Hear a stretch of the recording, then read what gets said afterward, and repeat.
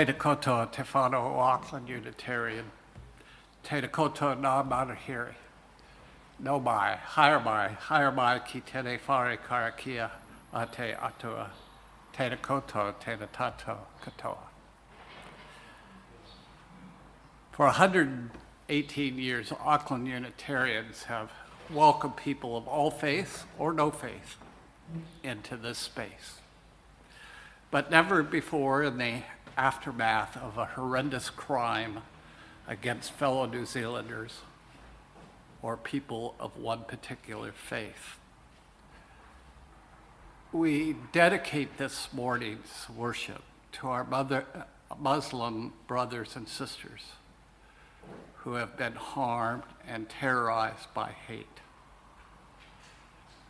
May they find some reassurance and healing in our love and support.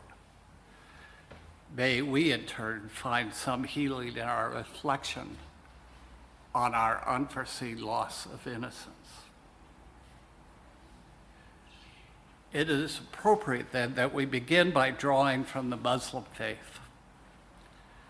I invite Sally Mabel forward to lead us in a meditative chant from the opening words of the Quran.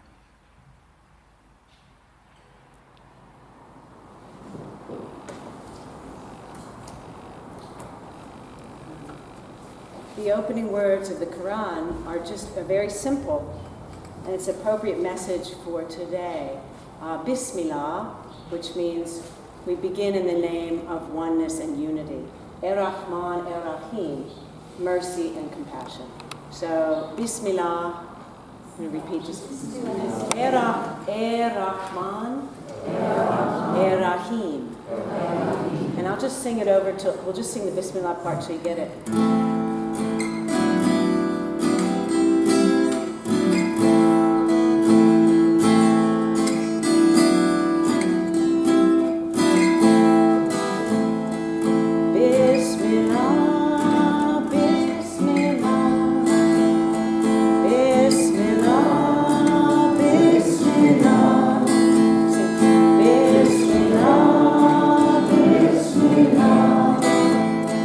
Bismillah.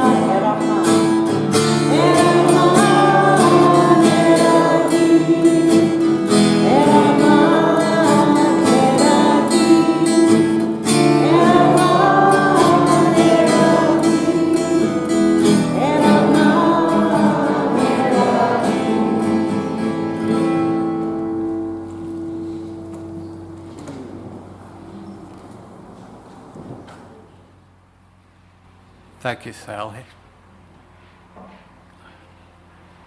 One of the gifts of community is its capacity to heal even when words fail. Following the service, I invite our guests and visitors to join us for morning tea, our sacrament of hospitality. It will be incomplete without you.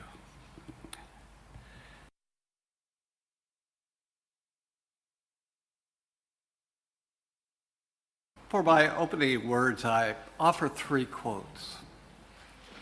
The first is by Carl Jung. One does not become enlightened by imagining figures of light, but by making the darkness conscious.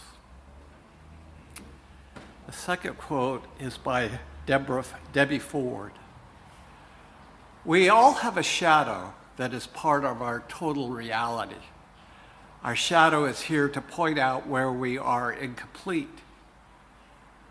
It is here to teach us love, compassion, and forgiveness, not just for others, but also for ourselves.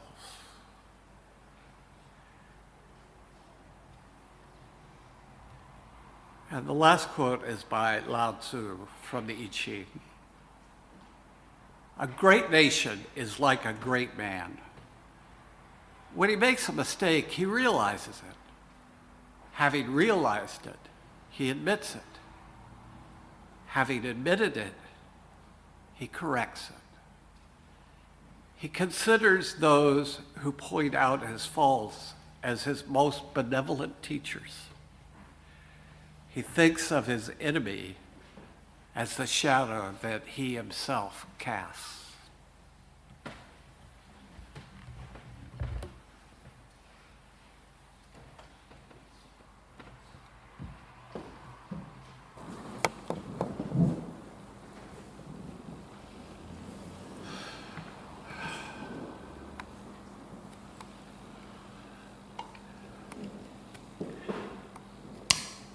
I light this chalice to beat back the darkness that has been laid upon us, that its warmth will thaw our chilling numbness, and its light will guide us along the long path of healing before us. May its fragile flicker remind us of the words of the Sufi mystic and Islamic theologian Rumi, whose influence transcends national borders and ethnic and religious divisions.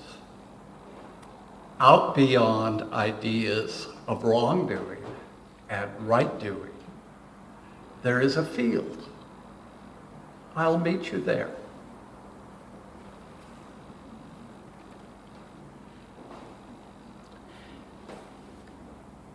Our congregation's song of love and hope is the spirit of life. I invite you to stand if you're able to sing it.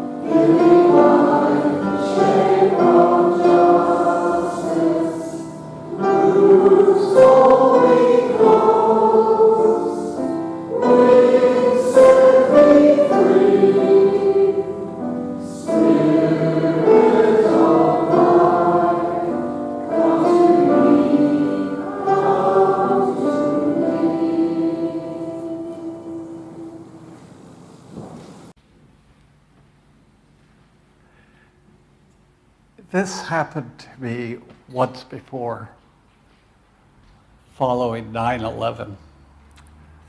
Friday morning, I had today's service and my talk all prepared. Friday evening, I had nothing to offer. The unthinkable, the unimaginable had happened. New Zealanders had been cast out of the God zone, with tears streaming down our faces and our hearts broken. Our Muslim brothers and sisters lay dying and bloodied in a house of prayer. This couldn't happen here. Yet graphic news stories and social media told us otherwise. It had shaken us to our core. Even more than the earthquakes that had come from previously unknown fault lines in Christchurch. As traumatic as those were, they were natural acts. This act of hatred had not previously happened here. We didn't think it could, in spite of plenty of evidence that the deadly virus of white nationalism had become epidemic around the world. No house of prayer was safe if its worshipers were marginalized or people of color. Homophobia, transphobia, Islamophobia, anti-Semitism, and racism has crawled out from the rocks they have been hiding under to be greeted as mainstream by right-wing political leaders and print and social media. But we thought we were better than that. We thought that was not who we are. We thought we were safe. It's natural after such events to look at who is to blame. I confess I took some comfort when I learned the shooter was an Australian. But admit it, most of the world thinks Aussies and Kiwis are the same thing anyway.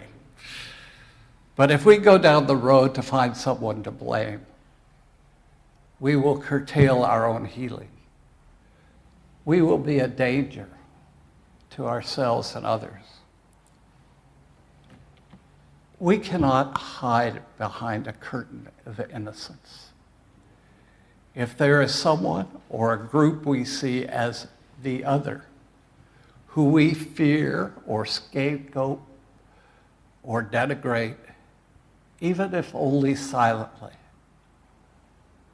we cannot claim innocence. Carl Jung, the Swiss psychiatrist and psychotherapist, coined the phrase shadow. He identified it as the stuff we don't like, the dark, unlit, and repressed side of ourselves, as well as the parts we don't look at, our entire unconscious. According to Jungian analyst Marie-Louise von Franz, the shadow is simply a name, a way of visualizing or mythologizing that within ourselves which we cannot directly know. American poet, author, and activist Robert Bly calls the stuff of our shadow a bag we drag behind us wherever we go. Our bags are heavy with the parts of ourselves that our parents and community or culture don't approve of, that they've taught us to hide. Our shadows include anger and patience, self-sabotage, shame, violence, addiction, and many other qualities or characteristics our culture often names as negative. But shadows can also be more positive qualities we've been taught to hide, such as competitiveness or aggression in women, sensitivity in men, even unique self-expression or wanting to change the status quo. Everyone has a shadow of some kind. Even if we try to deny the shadow, it still impacts our lives. Deepak Chopra Marianne Williamson, and the late Debbie Ford, and other spiritual wisdom teachers advise us that until we face our light and dark sides, we will never be free of their hold over us. Williamson, co-author of the book The Shadow Effect with Chopra and Ford, writes, "We're often afraid of looking at our shadow because we want to avoid the shame or embarrassment that comes along with admitting mistakes. We feel that if we take a deep look at ourselves, we'll be too exposed. But the thing we should actually fear is not looking at it. For our denial of the shadow is exactly what fuels it." The groundhog lives in a never-ending cycle of emerging from its den, and if it sees its shadow, it quickly retreats. I have to admit, one of my favorite movies is Groundhog Day. Like Bill Murray's character in the movie Groundhog Day, it wasn't until he recognized and faced his shadowy, narcissistic dismissal of others and changed his interactions with them could he become free to love, be loved, and realize his full potential. The movie symbolized this blossoming by his becoming a concert-quality pianist, among other accomplishments. A good short book on the topic is James Hollis's Why Good People Do Bad Things, Understanding Our Darker Sides. For now, I'll share with you just a few of the 5 questions Hollis suggests as fruitful starting points for doing shadow work. Can you imagine the opposite of your virtues? Can you see the ways that your strengths, those things you do well and easily, are also often a clue to your weaknesses? To give one common example, the virtue of selflessly caring for others can have a shadow of neglecting oneself, which can cause resentment or burnout. Conversely, someone with boundaries that are too rigid might be great at self-care, but have a shadow of not connecting well with others. Becoming more aware of your shadow is an invitation for more balance. What are the key patterns of your relationships? Especially avoidance, aggression, or repetition. How have these played out again and again in your relationships with your parents, siblings, significant others, children, and coworkers? What annoys you the most about your partner or others in general? Why that trait in particular? What's underneath that consistent annoyance? What's the shadow? What does it remind you of? Where do you repeatedly undermine yourself, create harmful replications, produce the same old, same old? Where do you flee for your best and riskiest self? Unless we become incrementally more conscious of the parts of ourselves that are currently unconscious, the default tends to be unconsciously replicating the same patterns we have been repeating for decades. Where do your parents still govern your life? Through repetition or overcompensation? What messages from your childhood have you unconsciously internalized, but never fully interrogated as to whether or not they are still serving you today? These questions are not easy. But if you're feeling dissatisfied or stuck in your life, or if someone close to you is feeling dissatisfied or stuck with your life, Shadow work can be a powerful source of insight and liberation. The shadow, the unconscious, manifests itself not only in our individual lives, but also at the institutional and cultural level. For instance, in the US, we are seeing the shadow of American exceptionalism proclaim itself as the greatest country in the world. The rest of the world can only roll their eyes, knowing all the ways the US lags behind other countries. Likewise, hate to admit it, we Unitarians have our own version of exceptionalism, in which we can be tempted to think that we have everything figured out. That exceptionalism can have a shadow that makes it difficult for us to partner with other groups.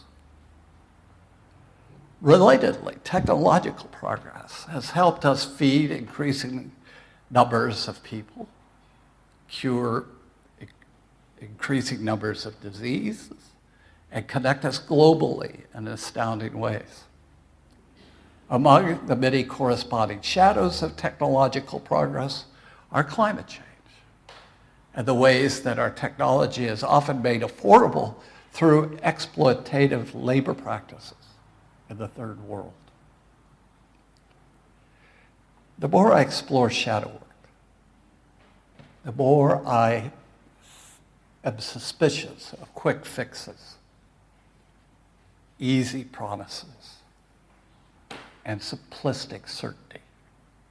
Because all such approaches tend to willfully deny or be oblivious to the shadow side. Instead, I think James Hollis is on the right track, that the psychological and spiritual maturity of an individual or of a group, even of a nation, is found precisely in its capacity to tolerate ambiguity and ambivalence and the anxiety generated by both of them.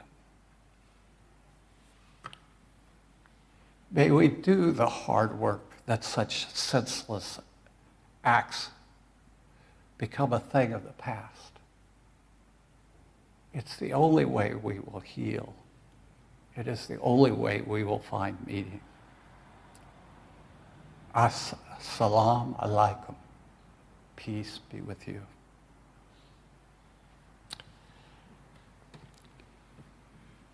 At this point, I'd like us to have an opportunity to share some of the thoughts and feelings, maybe even our own shadow work we've been doing with one another. We could do it two ways. You can come forward and speak behind the chalice, or raise your hand and I'll bring a mic. But let's take time to express what's heavy on our hearts.